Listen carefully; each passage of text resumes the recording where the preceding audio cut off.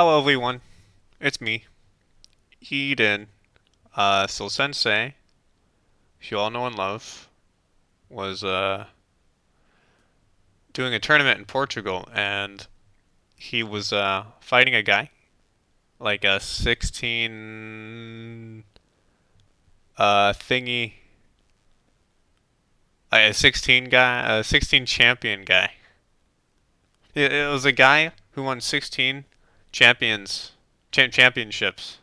That was the guy Sensei was fighting, and he won, or he drew against him, but it's like winning because he's the guy, the champion guy. Anyway, uh, uh, I'm a 1200, which means I'm very qualified to analyze high level chess, and that's exactly what I'm gonna do. So I hope you guys enjoy. Three. All right, let's begin. You have d4, f5, the Dutch defense. Oh boy, I should study this line more because I hate d4 players. Anyway. We have a c4, knight f6, knight f3, g6, preparing bishop g7, g3, bishop g7, bishop g2, castles, castles. Okay, first of all, I hate symmetrical positions. Maybe I shouldn't learn the Dutch. I hate copycat games. But it's looking pretty solid anyway. It's just I hate the way it looks. We have a d6 by sensei to try to challenge white center control. Knight c5, guarding the d5 square. We have c6, putting more pressure on d5. We have a d5 anyway, and then e5. Explosive. Opening it up. The files here. D captures on e6. Bishop captures. Queen d3. Knight g4. Knight g5. What did I say about symmetrical positions? I don't like them. But yeah, it's solid. I like Black's knight here. The problem is like you could chase it away with h3. You know, so it's gonna move eventually. But maybe it's all about rerouting. I don't know. It's kind of outside of my skill. Anyway, we have knight g5. Bishop retreats back to c8. We have queen c2, knight e6. We have a3 preventing knight to b4, but sensei, yeah, sensei goes to knight c5. We have, oh, okay. So okay, the knight went from f3 to g5, and then back to h3. All right, so we have knight to h3. We have h6. I think that's preparing to push g5 to kind of trap the knight. Yeah, so then it goes knight to f4, g5, and knight to d3. We knight retreats back to e6. Well, he wasn't there before, but he retreats to e6.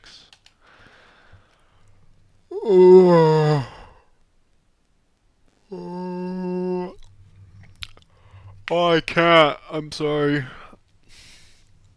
Yeah. Okay. Anyway, we have e3, queen e8, knight e2, queen h5. Yeah, sensei, do it. Take it. Finishes h3, and knight goes to e5. These knights are just going like boing boing boing, boing boing, boing boing, boing boing boing. This knight was like ooh. It's a very knight game. I hope they get traded off soon because I can't take it anymore. We have f4. No, the knight moves. The knight retreats into g6 with bishop to d2. Ooh, I think that's a blunder. So this is the knight trapped? I mean, yeah, white blundered a piece, kinda, but is it really a blunder? Oh yeah, he does play the move. Okay, hold on, let's calculate. I need to, like, be smart for my own games. So let's see if there's anything black can do. The queen looks pretty destroyed. I mean, okay, let's just see what he can do. He can check here. Like, look for counterplay. This looks bad, because he just takes like this. Same with this. It's bad. Um. Ooh. He does have this move. This? Okay. So if here, and then, okay, bishop captures, knight captures, tempos the rook, rook c1, and then captures on e3. Oh, but then bishop b4. Oh wait, no, you can't capture on a3. What the fuck? There's this. Then what do you do? Don't you just lose a piece? Well, I mean, I guess that's not losing. I guess you have to take here just to like get a pawn, and then you're up a pawn. So yeah, I guess it's not technically trapped, but it's pretty close. Like, I don't know. I feel like this. Oh shit! What did I do? Go back. Go back. Hello? Wait, what happened? Hello? Okay, captures. Okay, bishop f3.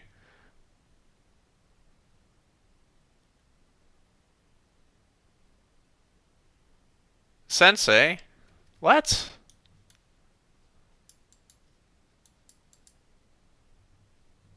You're down a queen. Wait, how did he draw? How do you... What?!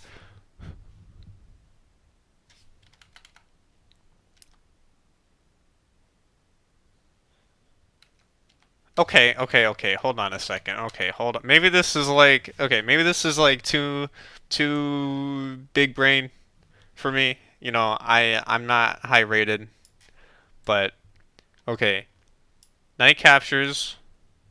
Okay, first of all, this is hanging and this is hanging. And you can actually... I think you could actually take here. And the queen is still trapped. Because like the queen still can't go anywhere. I guess you could do like go like this, and then capture, and then capture. But I mean, oh, actually, you know what? This might actually be good because if you go to here, or okay, captures, and then here you can develop the bishop. But then captures, and you're down a queen.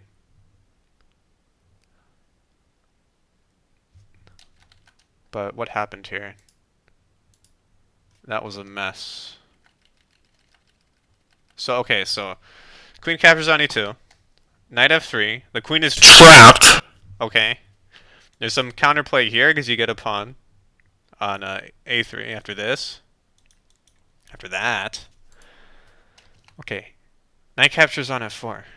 Oh. And then instead of taking like this, he takes with this. And now the queen can go here. Like, that is the most... I mean, I would have done the same mistake because, you know, I'm like a noob. But that, like, hurts. It hurts. But I think it's like a thing where, like, in the tournament, you're like really stressed, and I'm sure Sensei was freaking out, like, oh my god, my queen is trapped. I just gotta play here and hope he captures with the e pawn so my queen can get out. Because I mean, you know, it's a high stakes game, and I'm sure he was sweating bullets. But that's a shame. He didn't see this move. But like, I would have been freaking out as well, so I can't blame Sensei. Um, but it worked out for Sensei, which is good. So, alright, so we have bishop to d4 check, king h1, queen retreats to e7. Phew! And he comes out unscathed. And a pawn up. Alright, we have a rookie 1, queen f6, f captures g, h captures g, queen c1. We have queen to h8, threatening to take the h pawn with check. We have king g2 defending the h pawn. No, white is threatening to take here. And so sensei played g4. H captures, f captures, bishop. Oh, why?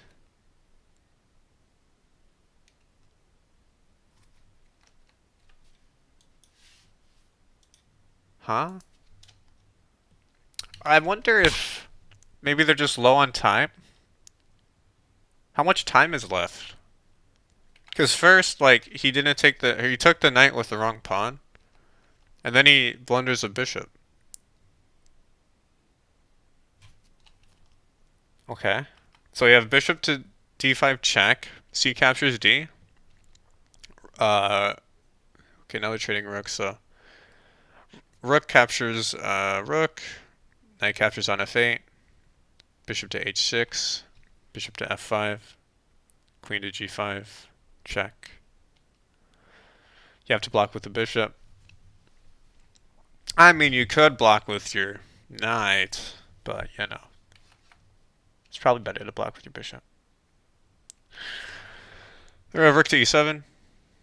I really like that. I mean, despite the bishop blunder, I like white's position. Like the king is like, I mean, black's winning, but black's king is like really choked because the queen can capture here, and after that, I mean, you can block with this, but then you can just take, and then you have a discovery. That can be pretty nasty. Let's see how sensei responded to it. Queen to f5. Queen captures. Oh yeah, the thing though is like, okay, so this actually allows space for the king, so it's not really a mating thing anymore. But good job for sensei for catching that. Queen captures d5. Check. King to h8. We have ooh. Okay, so it's kind of trading the queens. Well, it's not a really trade. Sensei loses 2 points, but bishop g7 check. Queen captures, rook captures, bishop captures. But black is still winning, I think. Yeah, black is still. I much prefer black's pieces than white's pieces. 2 bishops, and a rook, and a knight. I mean, that's just asking to be mated. Although white does have a queen and a knight, but they're really awkwardly placed. And black's king is really safe. So I think black should get the dub, but this ended in a draw, so let's see what happens. We have knight to f4, bishop to h7, queen takes on b7, rook to e8, queen captures a7. So he's got 2 passers. And we have an isolated d pawn. And an isolated g pawn. So sensei's got to be careful. Although he does have bishop captures, so it's not that bad. But oh yeah, so bishop captures on b2, a4, bishop to e4 check, king f2, king g8, a5, bishop to a3, queen c7, bishop to bishop to c5, check, king a1, knight to g6. Gyga's just trying to trade. He refuses to trade. He goes to knight h5, threatening the fork. Actually threatening mate. There's a mate here. So he moves the rook, and this is good because it also prevents the thingy.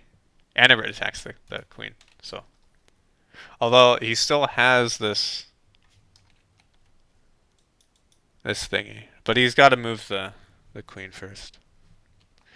Anyway, queen b8 check. We have a king f7. Now the fork doesn't work anymore. Wah. King d2 activating. I hmm, I don't know about this king d2 move. I mean, I just feel like because the bishops are like, they're going to the crisscrossies, and there's like a rook. It feels like after a move like bishop d4, the king is kind of trapped in this little like thingy. You know what I mean? It's a thingy. It's basically just trapped in these squares, and if you add like the rook and the knight, it could be a mate. So I don't know if I would have rather like moved over this way, but I guess that's not good either because I don't know. I guess there's no good spot for the king. I would have maybe pushed a6 personally, but I mean these guys are way better than me, so what do I know? King d2, 95. We have a queen h8. Yeah, I guess that blunders a pawn. Ooh, he does have this.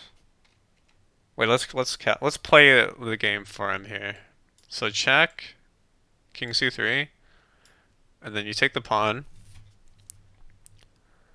and then white has this check.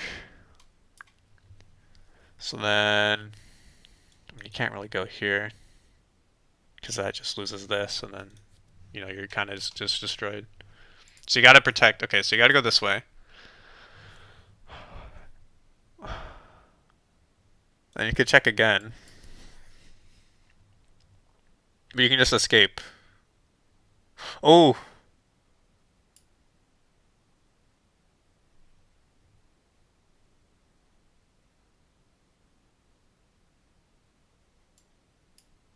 oh no.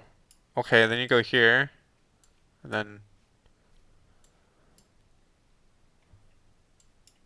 oh man, I don't know if I mean I guess black is still winning kinda, because he might lose the he's about to lose the pawn, but that's like I don't know.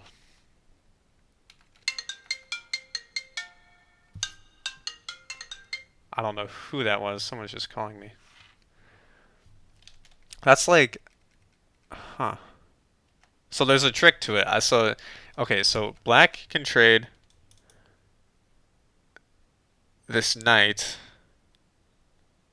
or this bishop, I guess, for these two passers. Or it's one passer, but you create a passer. And then maybe with the rook threat, you can take the G pawn. Okay, so check, king c3, and bishop a5.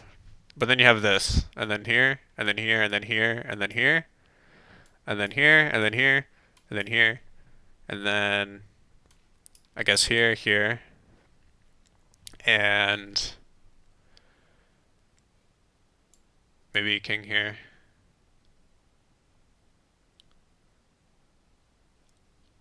Then check, king here, check. And then you have to move off this. Anyway, I'm getting too carried away. Let's go back to the real game. So where were we? Okay, so bishop to c5, king e1, knight g6, trying to trade. Knight h5. Okay, he defends the mate. King d2, knight e4, queen h8, and then knight c4, check, forking. Oh, he didn't take the pawn. I guess he wanted to. I guess he was scared of the queen and the knight. I would be scared too. That's kind of scary. Moves the knight back to defend. Oh yeah. So okay. So it's a similar thing. Okay. So queen f6, king e8, queen h8.